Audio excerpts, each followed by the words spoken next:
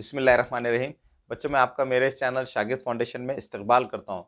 बच्चों, आज मुझे बहुत खुशी हो रही है कि आज से हम 5th क्लास स्कॉलरशिप मैथमेटिक्स के तीसरे यूनिट फ्रैक्शंस यानी कसर, इस तीसरे यूनिट का जो पहला सबक है, हम नसब कसरे, गैर हम नसब कसरे, कसरों का मुआजना, जमा, तफरीक, ज़र्ब और कसरों की चढ़ती उतरती तरतीब। तो आज से हम क्या करने वाले हैं, इस तीसरे यूनिट के इस पहले सबक की जो बुनियादी मालूमात है उसको डिटेल में समझने वाले हैं। बच्चों, हो सकता है कि आप इस सबक के इतने बड़े नाम को देखकर थोड़ा घबरा गए होंगे, लेकिन यहाँ पर इस सबक के इस बड़े नाम को देखकर परेशान होने की, घबराने की ज़रूरत नहीं है, क्योंकि बच्चों ये जो सबक है ये सबक बहुत ही आसान है। अगर आप इस सबक की बुनियादी मालूमात को अच्छी तरह से समझ लेंगे तो फिर आप इस सबक के जो सवालात हैं उनको बहुत आसानी से हल कर सकेंगे। ठीक है, तो चलिए अब हम इस वीडियो की शुरुआत करते हैं।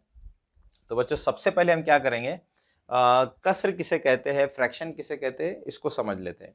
बच्चों, गिनती की आदत से तो आप पहले से ही वाकिफ है। गिनती की आदत को अंग्रेजी में क्या कहते हैं? गिनती की आदत को अंग्रेजी में काउंटिंग नंबर्स या नेचुरल नंबर्स भी कहते हैं। ठीक है, तो गिनती की जो आदत है इनसे तो आप पहले से वाकिफ है। गिनती की आदत कहाँ से शुरू होते हैं? गिनती की आदत 1 से शुरू होते हैं। 1 2 3 4 5 एंड सो ऑन। ठीक है बच्चों, आप जानते हैं कि गिनती की आदात ये 1 से शुरू होते हैं और फिर आगे बढ़ते ही चले जाते हैं। यानी गिनती की जो आदात है ये बेशुमार है, लातादाद है, इनफाइनाइट है। ठीक है, तो इन गिनती की आदत से, इन काउंटिंग नंबर से तो आप पहले से ही वाकिफ है। तो उसी तरह से बच्चों, कसर या फ्रैक्शन ये भी एक नंबर ही होता है, एक अदद ही होता है। ठीक है, तो ये है गिनती की आदात या काउंटिंग नंबर्स। ठीक है, इसी तरह से बच्चों कसर या फ्रैक्शन ये भी क्या है, एक नंबर है, एक अदद है। ठीक है, चलिए मैं आपको इसको एक एग्जाम्पल की मदद से समझा देता हूं कि कसर या फ्रैक्शन किसको कहते हैं। ठीक है बच्चों, मैं क्या करता हूं, यहां पर एक फ्रैक्शन या कसरों को लिख देता हूं। बच्चों, यहाँ पर आप देख सकते हैं कि ये जो नंबर मैंने लिखा है, ये नंबर, इस नंबर को क्या कहते हैं? कसर कहते हैं, फ्रैक्शन कहते हैं। ठीक है बच्चों, जब भी किसी भी नंबर को इस तरह से लिखा जाता है, एक बीच में लकीर होती है, उस लकीर के ऊपर एक नंबर होता है, लकीर के नीचे एक नंबर होता है, तो इस तरह से जो नंबर लिखा जाता है उस नंबर को क्या कहते हैं? कसर कहते हैं, फ्रैक्शन कहते हैं। ठीक है बच्चों, आप सोच रहे होंगे कि इस कसर का क्या मतलब है। ठीक है बच्चों, इस कसर का मतलब यह है कि अगर किसी चीज के 5 बराबर हिस्से किए जाए और उसमें से 2 हिस्से ले लिए जाए, तो उन 2 हिस्सों को हम किससे जाहिर करेंगे? इस कसर से जाहिर करेंगे। ठीक है, मैं आपको इसको एक शक्ल से समझा देता हूं। फर्ज कीजिए बच्चों, हमारे पास ये एक चॉकलेट है। ठीक है, अगर हम इसके 5 बराबर हिस्से कर दें, 1 2, ये 3 और ये 4 5। ठीक है, हमने यहाँ पर क्या किया है, इस चॉकलेट के 5 बराबर हिस्से किए हैं और 5 बराबर हिस्सों में से हम ये 2 हिस्से ले लेंगे। ठीक है, तो हमने यहाँ पर क्या किया है, इस चॉकलेट के 5 बराबर हिस्से किए और उसमें से ये 2 हिस्से ले लिए। अब हम इन 2 हिस्सों को, यानी यहाँ पर हमने इस चॉकलेट के 5 बराबर हिस्सों में से इन 2 हिस्सों को ले लिया है, तो इन 2 हिस्सों को हम किस तरह से जाहिर करेंगे? इन 2 हिस्सों को हम इस कसर की मदद से जाहिर करेंगे। इन 2 हिस्सों को हम कहेंगे 2/5। ठीक है, तो इस तरह से बच्चों, हम जब भी किसी भी चीज के बराबर हिस्से करते हैं और उन बराबर हिस्सों में से कुछ हिस्सा ले लेते हैं, तो उस हिस्से को हम क्या करते हैं? कसरे से जाहिर करते हैं। ठीक है, जैसे यहाँ पर आपने देखा कि यहाँ पर हमने इस चॉकलेट के 5 बराबर हिस्से किए और 5 बराबर हिस्सों में से हमने 2 हिस्से ले लिए, तो इन 2 हिस्सों को हम किस तरह से जाहिर करेंगे? इन 2 हिस्सों को हम इस कसरे से, इस कसर की मदद से जाहिर करेंगे। ठीक है बच्चों, कसर में लकीर के ऊपर जो नंबर होता है, कसर में लकीर के ऊपर वाले नंबर को कहा जाता है शुमार कुनिंदा। ठीक है, और इसी तरह से लकीर के नीचे वाले नंबर को कहा जाता है नसब नुमा। ठीक है, मैं क्या करता हूं, यहां पर थोड़ा इसको अलग से लिखकर बता देता हूं। जैसे हमारे पास ये जो कसर है 2/5, 2/5, लकीर के ऊपर वाले नंबर को क्या कहा जाता है? लकीर के ऊपर वाले नंबर को कहा जाता है शुमार कुनिंदा, शुमार कुनिंदा। और अंग्रेजी में शुमार कुनिंदा को क्या कहते हैं? Numerator, numerator. ठीक है, इसी तरह से कसर में लकीर के नीचे जो नंबर होता है उसको कहा जाता है नसब नुमा, नसब नुमा, और अंग्रेजी में इसको क्या कहते हैं, डिनोमिनेटर, डिनोमिनेटर। ठीक है, तो इस तरह से बच्चों हमने कसरों को समझ लिया है। कसर किसको कहते हैं कि जब भी हम किसी भी चीज के बराबर हिस्से करते हैं और उन बराबर हिस्सों में से कुछ हिस्सा ले लेते हैं तो उस हिस्से को हम क्या करते हैं, कसर की मदद से जाहिर करते हैं। तो चलिए हम इस सबक का जो अगला टॉपिक है उसको देख लेते हैं। इस सबक का अगला टॉपिक है हम नसब कसरे, लाइक फ्रैक्शंस। बच्चों हम नसब कसरे या लाइक फ्रैक्शंस ये बहुत ही आसान टॉपिक है। हम नसब कसरे किसको कहते हैं कि जिन कसरों के नसब नुमा एक जैसे होते हैं तो उनको हम क्या कहते हैं, हम नसब कसरे। ठीक है, लाइक फ्रैक्शंस। जैसे मैं यहाँ पर एक एग्जाम्पल लिख लेता हूँ। फर्ज कीजिए कि हमारे पास कुछ कसरे हैं, 1/7, इसी तरह से 3/7, 5/7, और इसी तरह से एक और कसर है 6/7, 6/7। यहाँ पर आप देख सकते हैं कि इन तमाम कसरों के जो नसब नुमा है, यानी नसब नुमा किसको कहते हैं, नसब नुमा यानी कसर के अंदर लकीर के नीचे जो नंबर होता है उसको नसब नुमा कहते हैं, डिनोमिनेटर कहते हैं। ठीक है, तो यहाँ पर आप देख सकते हैं कि इन तमाम कसरों के जो नसब नुमा है वो सेम है। इस कसर का नसब नुमा भी 7 है, इसका भी 7 है, इस कसर का भी नसब नुमा 7 है, और इस कसर का भी नसब नुमा डिनोमिनेटर 7 है।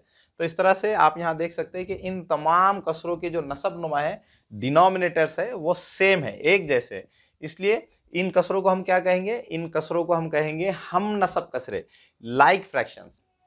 तो बच्चों हम नसब कसरे ये बहुत ही आसान टॉपिक है। तो हम नसब कसरे किनको कहते हैं, ऐसी कसरे जिनके नसब नुमा डिनोमिनेटर्स सेम होते हैं उनको हम नसब कसरे कहते हैं, लाइक फ्रैक्शंस कहते हैं। ठीक है, अब बच्चों हम गैर हम नसब कसरे किसको कहते हैं इनको देखेंगे। ठीक है, गैर हम नसब कसरों को अंग्रेजी में क्या कहा जाता है, अनलाइक फ्रैक्शंस। ठीक है, अगर आप हम नसब कसरे समझ गए होंगे तो आप आसानी से गैर हम नसब कसरों को समझ सकते हैं। बच्चों गैर हम नसब कसरों को उर्दू में एक और नाम है, वो है मुख्तलिफ नसब कसरे, यानी ऐसी कसरे जिनके नसब नुमा सेम नहीं होते। ठीक है, इसको मैं आपको एक एग्जाम्पल से समझा देता हूँ। जैसे बच्चों यहाँ पर हम लिखेंगे कसर 3/5, 3/5, 2/4, 2/4, इसी तरह से 1/9, और एक और कसर ले लेंगे हम 4/7। ठीक है बच्चों, यहाँ पर आप देख सकते हैं कि इन तमाम कसरों के जो नसब नुमा है, यानी इस लकीर के नीचे के जो नंबर्स है वो तमाम के तमाम क्या है, अलग अलग है। इस कसर का नसब नुमा 5 है, इस कसर का नसब नुमा 4 है, इस कसर का नसब नुमा 9 है, और इस कसर का नसब नुमा 7 है। ठीक है, तो इसका मतलब क्या है कि इन तमाम कसरों के जो नसब नुमा है वो अलग अलग है, डिफरेंट है। ठीक है, तो ऐसी कसरें जिनके नसब नुमा अलग अलग होते हैं तो उनको हम क्या कहते हैं, गैर हम नसब कसरे, और अंग्रेजी में उनको क्या कहा जाता है, अनलाइक फ्रैक्शंस। तो इस तरह से बच्चों हमने कसर किसको कहते हैं, हम नसब कसरे किनको कहते हैं, गैर हम नसब कसरे किनको कहते हैं, इनको डिटेल में समझ लिया है। अब हम इस सबक का जो अगला टॉपिक है उसको देखेंगे। बच्चों हमारा अगला टॉपिक है कसरों का छोटा बड़ापन, कंपेयरिंग फ्रैक्शंस। बच्चों गिनती के आदाद में कौन सा गिनती का अदद छोटा है, कौन सा गिनती का अदद बड़ा है, ये आप आसानी से मालूम कर सकते हैं। जैसे अगर हमारे पास दो गिनती के आदद हो 5 और 10, तो आप इन दोनों में आसानी से मालूम कर सकते हैं कि कौन सा गिनती का अदद बड़ा है और कौन सा गिनती का अदद छोटा है। लेकिन अब हम इस टॉपिक में क्या देखेंगे, अब हम इस टॉपिक में देखेंगे कि कसरों का छोटा बड़ापन किस तरह से तय किया जाता है, किस तरह से कसरों को कंपेयर किया जाता है। ठीक है, तो चलिए शुरुआत करते हैं। तो मैंने यहाँ पर लिखा है कि नसब नुमा मसावी हो तो कसरों का छोटा बड़ापन, comparing fractions with equal denominators. ठीक है बच्चों, हमको यहाँ पर ऐसी कसरे जिनके नसब नुमा मसावी हो। बच्चों नसब नुमा किसको कहते हैं, कसर में लकीर के नीचे जो नंबर होता है उसको क्या कहा जाता है, नसब नुमा कहा जाता है। तो यहाँ पर मैंने ये लिखा है कि अगर कसरों में नसब नुमा मसावी हो, जिन कसरों के नसब नुमा मसावी हो तो उन कसरों को किस तरह से कंपेयर किया जाता है, उन कसरों का छोटा बड़ापन किस तरह से तय किया जाता है, इसको अब हम समझेंगे। ठीक है, जैसे बच्चों यहाँ पर मैंने एक एग्जाम्पल लिखा है। यहाँ पर मैंने दो कसरे लिखी है, 3/5 और 2/5। हमको ये तय करना है कि इन दोनों कसरों में कौन सी कसर छोटी है और कौन सी कसर बड़ी है। तो बच्चों जब भी जिन कसरों के नसब नुमा डिनोमिनेटर सेम होते हैं, एक जैसे होते हैं, जैसे आप देख सकते हैं कि इन दोनों कसरों के नसब नुमा सेम है, तो जिन कसरों के नसब नुमा सेम होते हैं तो जिस कसर का शुमार कुनिंदा बड़ा होता है तो वो कसर क्या होती है, वो कसर बड़ी होती है। ठीक है, जैसे इन दोनों कसरों के नसब नुमा सेम है तो जिस कसर का शुमार कुनिंदा बड़ा होगा, जैसे आप देख सकते हैं कि इस कसर का शुमार कुनिंदा बड़ा है, इस कसर का शुमार कुनिंदा न्यूमरेटर 3 है और इस कसर का शुमार कुनिंदा न्यूमरेटर क्या है, 2 है। तो इसका मतलब क्या हुआ कि ये जो कसर है, जिस कसर का शुमार कुनिंदा बड़ा है तो वो कसर क्या होगी, बड़ी होगी। ठीक है, तो इस तरह से 3/5 और 2/5 में बड़ी कसर कौन सी होगी, 3/5। ठीक है, तो बच्चों जिन कसरों में नसबनुमा सेम होते हैं तो जिस कसर का शुमार कुनिंदा बड़ा होता है वो कसर क्या होती है, बड़ी होती है। ठीक है, इसी तरह से बच्चों यहाँ पर मैंने एक और एग्जाम्पल लिखी है, 4/9 और 7/9।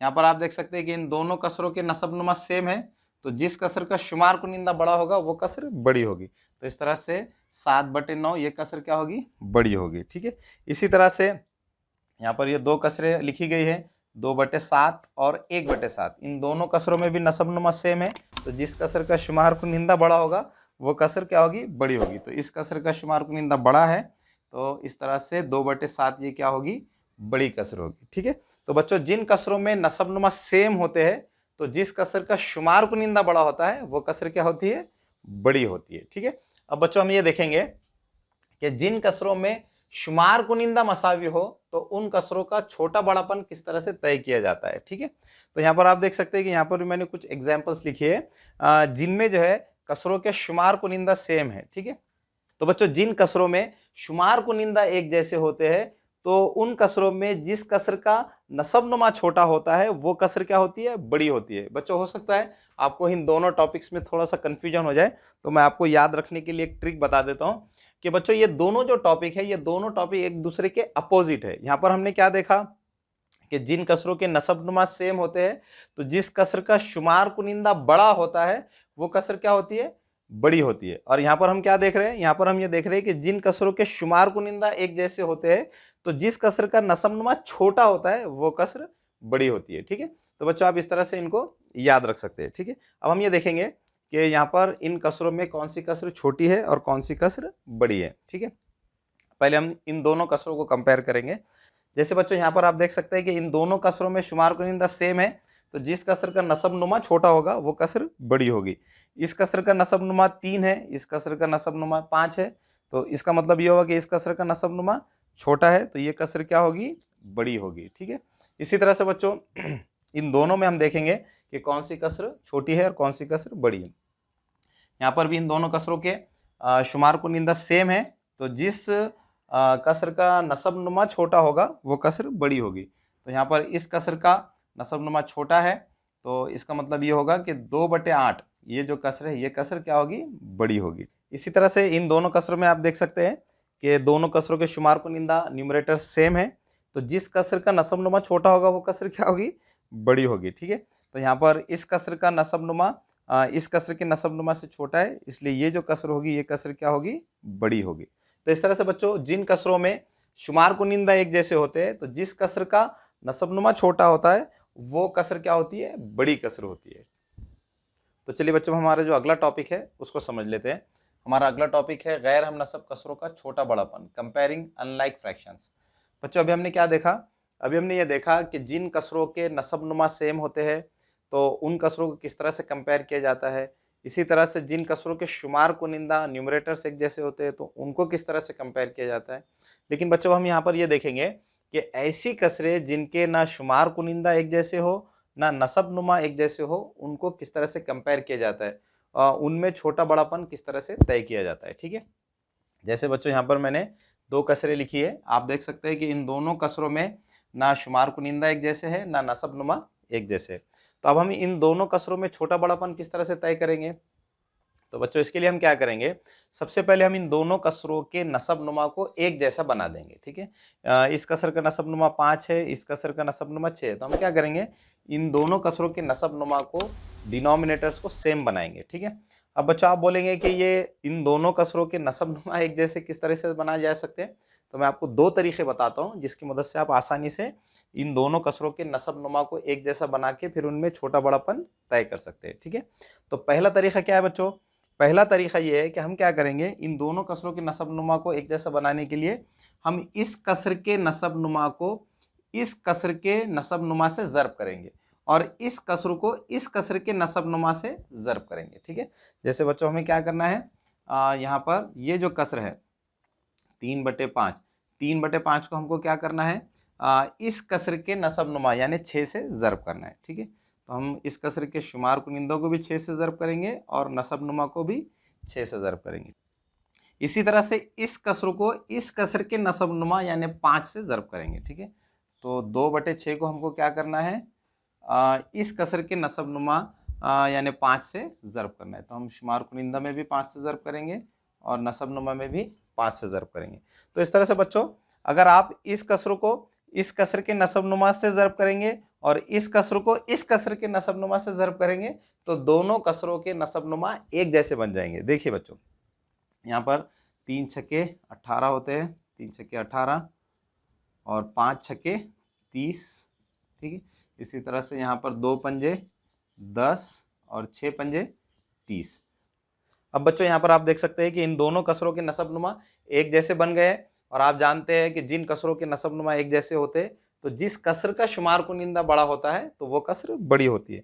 तो यहाँ पर आप ये कह सकते हैं कि ये जो कसर है 18/30 ये 10/30 से बड़ी कसर है। तो इस तरह से अब यहाँ पर हम ये कह सकते हैं कि 3/5 2/6 इस कसरे से क्या है, बड़ी कसर है। ठीक है, तो इस तरह से बच्चों जिन कसरों के नसब नुमा और शुमार कुनिंदा एक जैसे नहीं होते तो उनको कंपेयर करने के लिए क्या किया जाता है, पहले उन कसरों के नसब नुमा को एक जैसा बनाया जाता है और फिर उन कसरों को कंपेयर किया जाता है। तो बच्चों जिन कसरों के शुमार कुनिंदा और नसब नुमा एक जैसे नहीं होते तो उनको कंपेयर करने का ये एक तरीका है।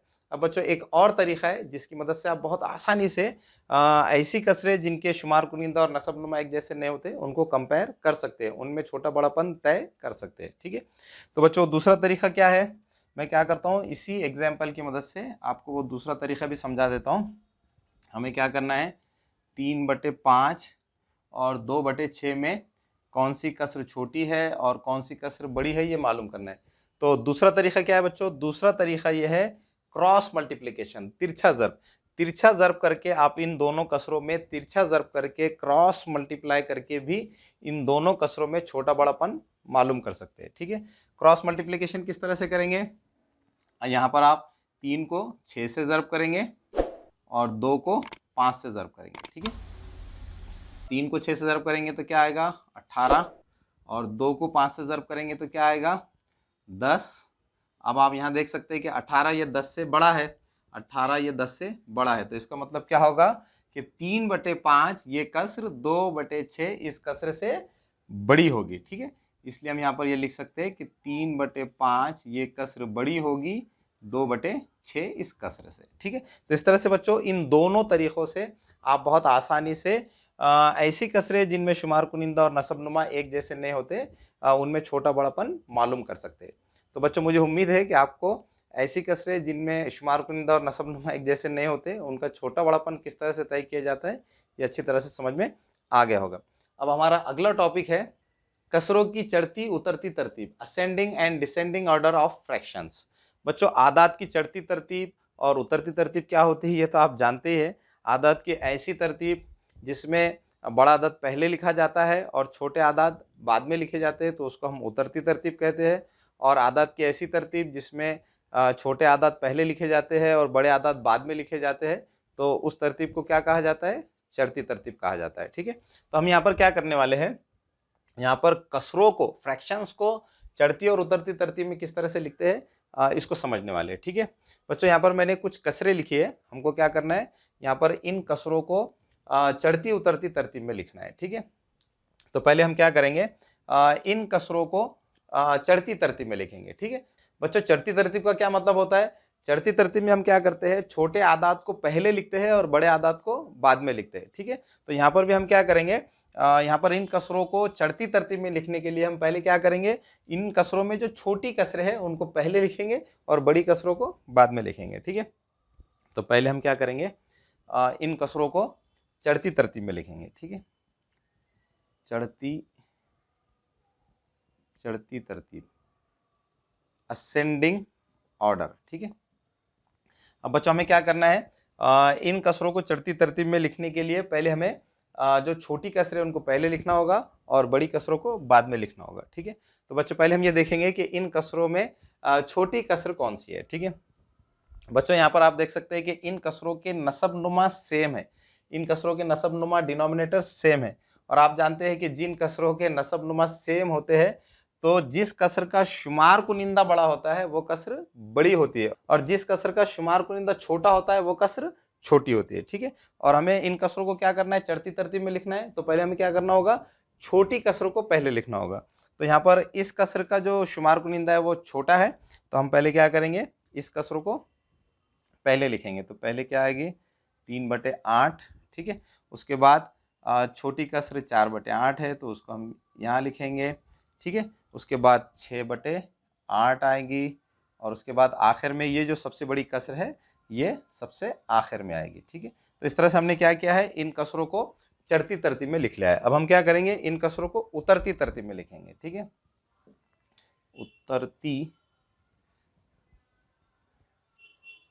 उतरती तरतीब, डिसेंडिंग ऑर्डर। डिसेंडिंग ऑर्डर में हम क्या करते हैं, डिसेंडिंग ऑर्डर में, उतरती तरतीब में हम बड़े आदत को पहले लिखते हैं और छोटे आदत को बाद में लिखते हैं, ठीक है। तो यहाँ पर इन कसरों में सबसे बड़ी कसर कौन सी है, सबसे बड़ी कसर 7/8 है, तो ये कसर पहले आएगी। उसके बाद 6/8 ये कसर आएगी, फिर उसके बाद 4/8 ये कसर आएगी, और आखिर में सबसे छोटी कसर आएगी। तो यहाँ पर 3/8 ये सबसे छोटी कसर है, तो ये सबसे आखिर में आएगी, ठीक है। तो इस तरह से बच्चों कसरों को उतरती और चढ़ती तरतीब में लिखा जाता है। मुझे पूरी उम्मीद है कि आपको कसरों को उतरती और चढ़ती तरतीब में किस तरह लिखा जाता है ये अच्छी तरह से समझ में आ गया होगा। अब बच्चों हमारा अगला टॉपिक है हम नसब कसरों की जमा और तफरीक, addition and subtraction of like fractions, ठीक है। बच्चों हमको इस टॉपिक में क्या करना है, हमको इस टॉपिक में ये सीखना है कि ऐसी कसरें जिनके नसबनुमा सेम होते हैं उनकी जमा और तफरीक किस तरह से की जाती है, ठीक है। बच्चों जिन कसरों के नसबनुमा सेम होते हैं तो उन कसरों की जमा या तफरीक करने के लिए क्या किया जाता है, सिर्फ शुमार कुनिंदा में जमा या तफरीक का अमल किया जाता है और नसबनुमा को वैसे के वैसे ही लिख दिया जाता है, ठीक है। जैसे बच्चों यहाँ पर हमें क्या करना है, 2/7 और 4/7 की जमा करना है, तो हमें क्या करना होगा, सिर्फ शुमार कुनिंदा में जमा का अमल करना होगा, ठीक है। शुमार कुनिंदा में यहाँ पर इस कसर में 2 है और यहाँ 4 है, तो सिर्फ हमें शुमार कुनिंदा की जमा करना होगी और नसब नुमा को वैसे के वैसे लिखना होगा, ठीक है। तो अब यहाँ जवाब क्या आ जाएगा, 2 और 4 6 और 7 वैसे के वैसे आ जाएगा, ठीक है। तो इस तरह से इन दोनों कसरों को जमा करने पर क्या जवाब आया, 6/7।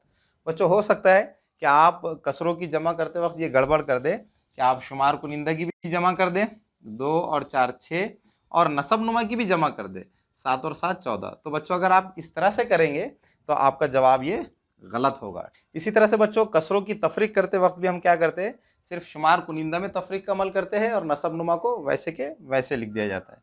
जैसे इन दोनों कसरों की तफरीक करना है तो हमें क्या करना होगा, सिर्फ शुमार कुनिंदा में तफरीक का अमल करना होगा और नसब नुमा को वैसे के वैसे ही लिख देना होगा, ठीक है। 6 में से 2 को तफरीक करने पर क्या बचेगा, 4, और ये 9 जैसे के वैसे आ जाएगा, ठीक है। तो इस तरह से इन दोनों की तफरीक करने पर क्या जवाब आया, 4/9।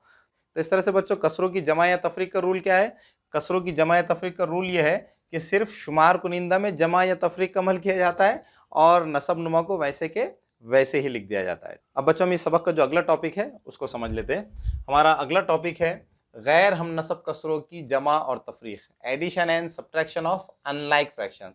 अभी हमने यहाँ पर क्या देखा, यहाँ पर हमने ये देखा कि ऐसी कसरें जिनके नसब नुमा एक जैसे होते हैं तो उनकी जमा और तफरीक किस तरह से की जाती है, ठीक है। अब हम यहाँ पर ये देखेंगे कि ऐसी कसरें जिनके नसब नुमा सेम नहीं होते, एक जैसे नहीं होते, तो उनकी जमा या तफरीक किस तरह से की जाती है, ठीक है। जैसे बच्चों यहाँ पर मैंने एक एग्जाम्पल लिखी है, 2/7 जमा 1/3। हमें क्या करना है, इन दोनों कसरों की जमा करना है, लेकिन आप देख सकते हैं कि इन दोनों कसरों के नसब नुमा एक जैसे नहीं है। तो हम क्या करेंगे, इन दोनों कसरों की जमा करने के लिए इन दोनों कसरों के नसब नुमा को पहले सेम बनाएंगे, ठीक है। और बच्चों कसरों के नसब नुमा सेम किस तरह से बनाए जाते हैं अभी मैंने आपको थोड़ी देर पहले सिखाया था। तो हम क्या करेंगे, पहले इन दोनों कसरों के नसबनुमा को सेम बनाएंगे, ठीक है। इन दोनों कसरों के नसबनुमा सेम बनाने के लिए हम क्या करेंगे, इस कसर को इस कसर के नसबनुमा से ज़र्ब करेंगे और इस कसर को इस कसर के नसबनुमा से ज़र्ब करेंगे, ठीक है। तो पहले हम क्या करेंगे, 2/7 इस कसर को इस कसर के नसबनुमा से यानी 3 से ज़र्ब करेंगे। इसी तरह से इस कसर को इस कसर के नसबनुमा यानी 7 से ज़र्ब करेंगे, ठीक है। 1/3 को हमें क्या करना होगा, 7 से ज़र्ब करना होगा। बच्चों यहाँ पर आपको एक बात का ख्याल रखना होगा कि यहाँ पर इन दोनों कसरों के नसबनुमा सेम बनाते वक्त आपको सिर्फ नसबनुमा को ही ज़र्ब नहीं करना है बल्कि शुमार कुनिंदा को भी ज़र्ब करना है। अगर आप शुमार कुनिंदा में ज़र्ब का अमल नहीं करेंगे तो आपका जवाब गलत आएगा, ठीक है। तो अब हमें क्या करना है, यहाँ पर इन आदत को ज़र्ब कर लेना है। 2 तिया 6, 7 तिया 21 जमा 1 सत्ते 7, 3 सत्ते 21, ठीक है। अब बच्चों आप देख सकते हैं कि दोनों कसरों के नसबनुमा सेम बन गए। अब हम क्या कर सकते हैं, इन दोनों कसरों को जमा कर सकते हैं। बच्चों आप सोच रहे होंगे कि यहाँ पर हमें 2/7 और 1/3 की जमा करना है, लेकिन हम तो 6/21 और 7/21 की जमा कर रहे हैं। तो यहाँ पर आप ये बात अच्छी तरह से समझ लीजिए कि जब भी हम किसी भी कसर को सेम नंबर से मल्टीप्लाई करते हैं तो उस कसर की कीमत नहीं बदलती। तो इसलिए 2/7 और 6/21 ये दोनों कसरें सेम होंगी और 1/3 और 7/21 ये दोनों कसरें भी सेम ही होंगी। उन दोनों कसरों की कीमत एक जैसी होंगी।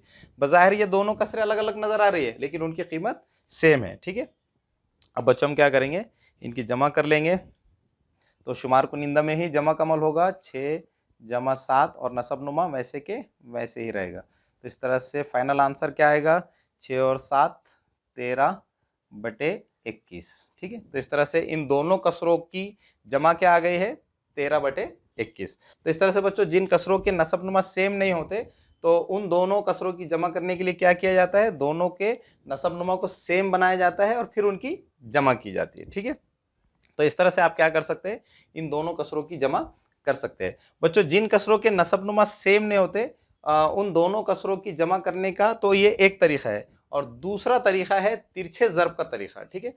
तिरछे ज़र्ब का तरीके से भी आप क्या कर सकते हैं, ऐसी कसरें जिनके नसबनुमा सेम नहीं है उनकी जमा कर सकते हैं। अब मुझे क्या करना है, इन दोनों कसरों की जमा तिरछे ज़र्ब के तरीके से करना है। तो हम तिरछे ज़र्ब किस तरह से करेंगे, 2 को 3 से ज़र्ब करेंगे तो 2 तिया 6 आ जाएंगे और फिर यहाँ पर हम 1 को 7 से ज़र्ब करेंगे, 1 सत्ते 7 आ जाएंगे और फिर ये नसबनुमा में जो आदाद है उनको भी ज़र्ब कर लेंगे, ठीक है। तो 7 ज़र्ब 3 कितने होते हैं, 21, 7 तिया 21, ठीक है। इस तरह से हमारा फाइनल आंसर क्या आएगा, 6 और 7 13 और नसबनुमा 21, ठीक है। तो इस तरह से इन दोनों कसरों की जमा करने पर हमारे पास क्या जवाब आ गया, 13/21। तो बच्चों यहाँ पर आप देख सकते हैं कि जब हमने इन दोनों कसरों की जमा करने के लिए इनके नसबनुमा को एक जैसा बनाया और फिर उनकी जमा की तो 13/21 जवाब आया था। इसी तरह से जब हमने इन दोनों कसरों की जमा करने के लिए तिरछा ज़र्ब किया तो भी क्या जवाब आया, 13/21। तो आप यहाँ देख सकते हैं कि इन दोनों तरीक़ों से इन दोनों कसरों की जमा की जा सकती है। तो इस तरह से बच्चों जिन कसरों के नसबनुमा सेम नहीं है उन कसरों की जमा करने के लिए आप इन दोनों तरीक़ों का इस्तेमाल कर सकते हैं। इसी तरह से बच्चों आप जिन कसरों के नसबनुमा एक जैसे नहीं है तो उन दोनों कसरों की तफरीक करने के लिए भी आप क्या कर सकते हैं, इन दोनों तरीक़ों का इस्तेमाल कर सकते हैं, ठीक है। जैसे हमारे पास ये एक एग्जाम्पल है 4/6 तफरीक 3/5। तो हम क्या कर सकते हैं, दोनों तरीक़ों से तिरछे ज़रब के तरीके से भी और नसबनुमा को एक जैसा बनाकर भी आप इन दोनों कसरों की तफरीक कर सकते हैं। तो हम पहले क्या करेंगे, इन दोनों कसरों की जो तफरीक है नसबनुमा एक जैसे बनाकर कर लेंगे, ठीक है। तो मुझे क्या करना होगा, 4/6 और 3/5 इन दोनों कसरों के नसबनुमा एक जैसे बनाने के लिए मुझे क्या करना होगा, 4/6 को इस कसर के नसबनुमा से यानी 5 से ज़र्ब करना होगा, ठीक है। इसी तरह से 3/5 को मुझे क्या करना होगा, इस कसर के नसबनुमा से यानी 6 से ज़र्ब करना होगा, ठीक है। तो ये 4 पंजे 20, 6 पंजे 30, तफरीक 3 छक्के 18 और 5 छक्के 30, 5 छक्के 30। अब बच्चों यहाँ पर आप देख सकते हैं कि दोनों कसरों के नसबनुमा सेम हो गए। तब हम क्या कर सकते हैं, दोनों कसरों की तफरीक कर सकते हैं। तफरीक का अमल क्या कहाँ होगा, सिर्फ शुमार कुनिंदा में, ठीक है। तो ये 20 तफरीक 18/30, ठीक है। तो फाइनल आंसर क्या आएगा, 20 तफरीक 18 2/20, 20, ठीक है। इस तरह से इन दोनों कसरों की तफरीक करने पर क्या जवाब आ गया, 2/20। अब बच्चों आप क्या कर सकते हैं, इन दोनों कसरों की तफरीक जो है आप तिरछे ज़र्ब के तरीके से भी कर सकते हैं, ठीक है। तो मैं आपको वो भी बता देता हूँ।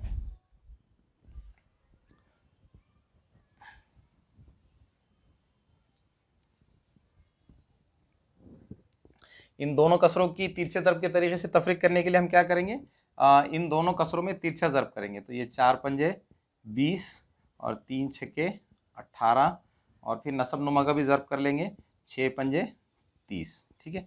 अब हम ये तफरीक कर लेंगे, 20 तफरीक 18 2, 20 तफरीक 18 2, और ये 30 जैसे के वैसे, ठीक है। तो बच्चों यहाँ पर आप देख सकते हैं कि जब हमने इन दोनों कसरों की तफरीक नसबनुमा एक जैसे बनाकर किए तो भी जवाब क्या आया था, 2/20, और जब हमने इन दोनों कसरों की तफरीक तिरछे ज़र्ब के तरीके से भी किया तो क्या जवाब आया, 2/30। तो इस तरह से बच्चों ऐसी कसरें जिनके नसबनुमा एक जैसे नहीं होते तो उन कसरों की जमा या तफरीक करने के लिए आप दो तरीके इख्तियार कर सकते हैं, दो तरीक़ों का इस्तेमाल कर सकते हैं। पहला तरीक़ा यह है कि उनके नसबनुमा आप बराबर बनाकर उनकी तफरीक कर सकते हैं, और दूसरा तरीक़ा यह है कि आप उन कसरों में तिरछा ज़र्ब करके भी उन कसरों की तफरीक कर सकते हैं। बच्चों मुझे पूरी उम्मीद है कि आपको इस सबक की जो बुनियादी मालूमात है वो अच्छी तरह से समझ में आ गई होगी। अब हम अगले वीडियो में क्या करेंगे, अगले वीडियो में इस सबक की जो बुनियादी मालूमात है उसको जहन में रखकर इस सबक के जो सवालात है उनको डिटेल में हल करेंगे। अब बच्चों आखिर में आपसे रिक्वेस्ट है कि अगर आप हमारे चैनल पर नए हैं तो हमारे चैनल को सब्सक्राइब कीजिए। अगर आपको हमारे वीडियोस पसंद आ रहे हैं तो हमारे वीडियोस को लाइक कीजिए और दूसरे बच्चों को भी शेयर कीजिए ताकि दूसरे बच्चों का भी आपकी तरह फ़ायदा हो सके।